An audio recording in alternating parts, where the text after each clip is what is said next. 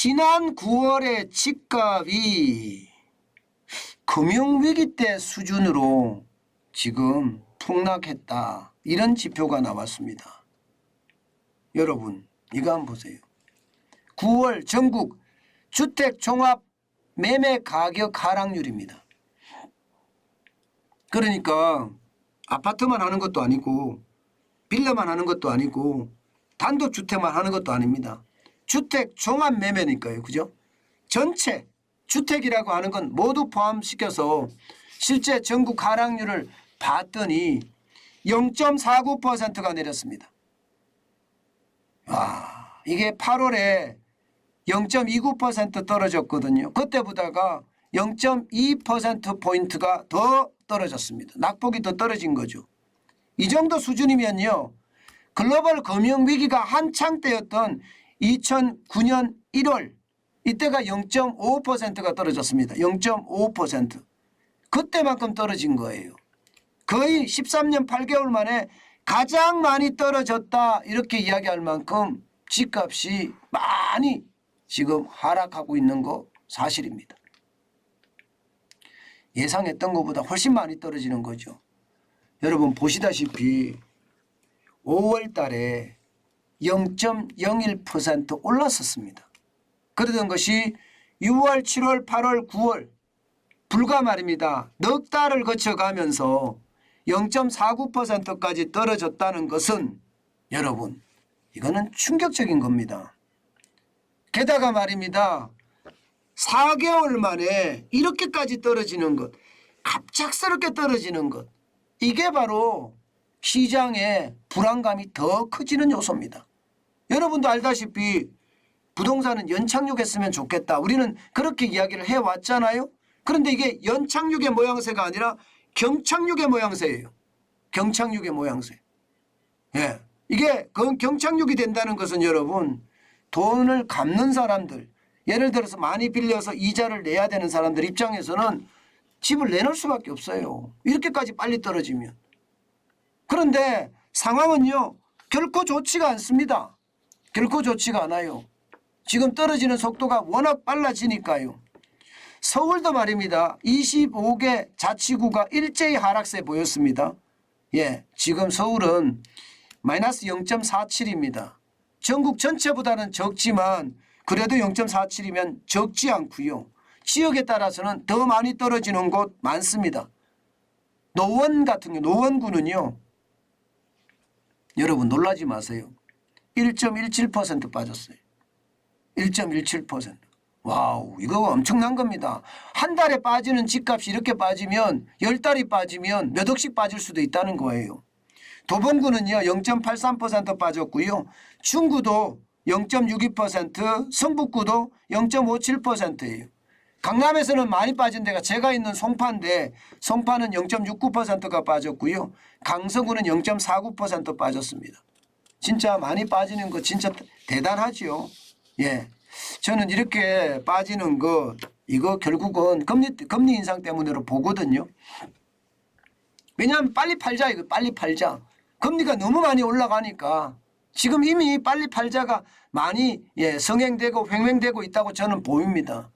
예, 그만큼 말입니다. 지금 이대로 가다가는 잘못하면 큰일 나겠다 이런 생각하는 사람들이 많다는 뜻입니다. 아마 금리 인상을 또 하게 되잖아요.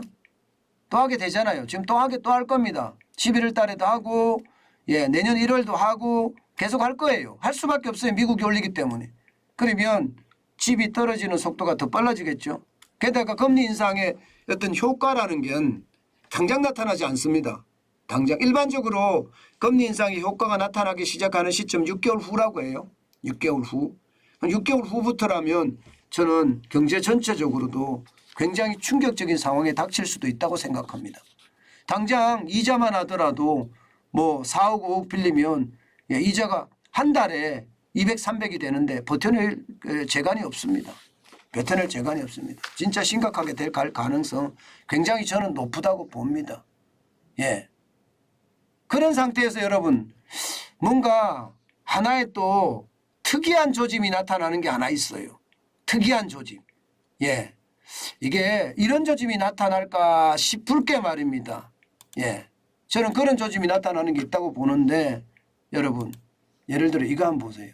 이거를 보면 저게 뭘까 이런 생각이 들 거예요. 주택 매매 시장 소비 심리 지수예요. 주택 매매 시장 소비 심리 지수가 지금 8월에서 9월 사이가 바뀌었죠. 예.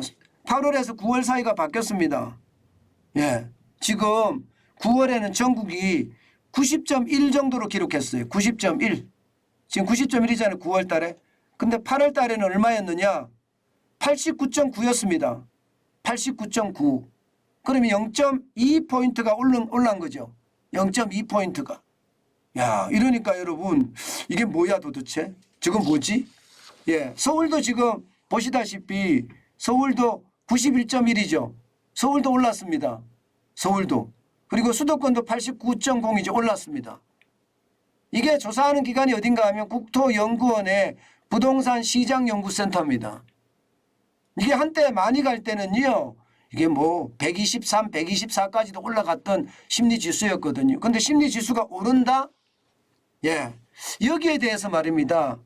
많은 해석이 나오고 있습니다. 많은 해석이. 기본적으로 해석은요. 뭐야? 지금 그동안 급격하게 하락을 했으니까 실제 급격하게 하락을 했죠. 거기에 대한 반작용이 나타나는 거야. 이제 더 이상 떨어지면 안 돼. 이런 반작용이 나타나는 거다. 이렇게 이야기하는 사람들이 있고요. 다른 한편에서는요. 아직 멀었어. 95 밑이야. 95라면 하강 국면인데 하강 국면에 89.9가 됐던 90.1이 됐던 하강 국면에 있는 거기 때문에 이게 회복된다. 이렇게 이야기하기는 쉽지 않아. 이렇게 이야기하는 사람들도 있습니다. 예. 그런데 저는 이렇게 생각합니다. 예. 이게 많은 사람들은 일시적으로 하락했다. 다시 반등할 거다 하는 부동산 전문가들도 있고요. 아니야. 이제 대세 하락기야. 이렇게 생각하는 사람들도 있잖아요. 저는 이제 대세 하락기에 가까운 사람인데요. 예, 대세 하락기라고 이야기하는데요. 예, 그 이유가 저는 금리거든요. 지금 금리 또 올릴 거예요. 우리. 예, 11월 달에도 올릴 거고 내년 1월에도 올릴 가능성 저는 높다고 봅니다. 내년 1월에도. 내년 3월에도 올릴 가능성이 높다고 보고요. 내년 3월에도. 그 이유는 좀 더 가봐야지 알겠습니다. 그 이유는 계속해서 미국이 금리를 상반기까지 계속 올리는지 봐야지 되는데 예, 우리 경기가 어떻게 되느냐에 따라서 또 미국의 경기가 어떻게 되느냐에 따라서 좀 달라질 것 같기는 하지만 어쨌든 내년 1월에서 내년 3월까지는 올리지 않겠느냐. 그러면 그때까지 주식시장이 이게 쉽게 회복되기는 어렵다. 저는 이렇게 봅니다. 심리지수가 좋아진 건 사실이에요. 많이 떨어지니까 사람들 마음이 어때요? 야, 이제 내가 집 마련할 때다. 집값 많이 떨어졌다. 이렇게 생각하는 거하고 똑같이 생각하면 돼요. 그런데 많이 떨어졌다고 생각은 하지만 여러분 행동에 나섭니까? 행동에 나서지는 않잖아요. 저도 그렇게 이야기 임장을 많이 해라. 내가 꼭 가고 싶었던 그 아파트 단지 아니면 단독주택 자주 가봐라. 자주 가서 가격이 어떻게 형성되는지 또 가격이 어떻게 떨어지는지 계속 봐라. 이런 말씀 드렸잖아요. 그죠? 예, 그렇게 임장하다가 이게 가격이 2020년으로 돌아갔는지 2019년으로 돌아갔는지 아니면 2018년으로 돌아갔는지 거기에 따라서 내가 집을 사면 된다. 이렇게 말씀을 드렸습니다. 지금 그런 시기예요. 그런 시기이기 때문에 심리적으로는요. 너무 많이 떨어졌으니까 살 수 있어. 뭐 이 정도예요. 이 정도. 이 정도로 보시는 게 좋고요. 95 밑이라고 이야기했기 때문에 아직도 하강 국면에 있다. 하강 국면에 있다. 이렇게 이해하시는 게 저는 좋을 거라고 생각합니다. 예, 이게 오늘 주택시장 소비심리지수를 보니까 다른 데는 해석을 굉장히 긍정적으로 해놨더라고요. 근데 이게 긍정적으로 갈 사안은 아니다. 이렇게 보입니다. 물론 뭐 시장에 대한 공급이 그만큼 주택시장에 대한 공급이 그만큼 줄어들기 때문에 그럴 수도 있다. 이렇게도 이야기하지만 제가 보기에는 대세 하락을 하는데 예, 이게 뭐 특별하게 달라질 것 같지는 않습니다. 예, 그만큼 시장의 변화는 그렇게 많지 않다는 뜻입니다.